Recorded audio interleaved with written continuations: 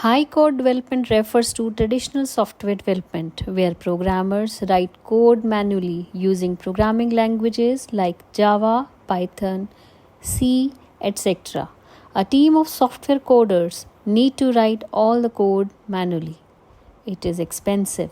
The company can own the product they create. You can create anything and customize your product in any way.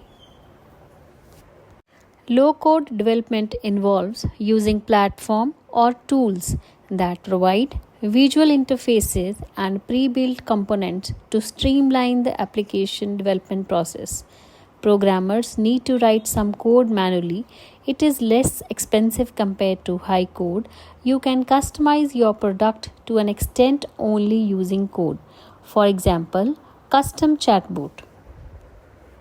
No code development takes low code principles further by allowing users to create applications without any coding or scripting knowledge. Coding knowledge is not required, hence, anyone can make the product. It is less expensive compared to low code and high code. Lack of customizable options as no code AI tools are limited to functions in the tool.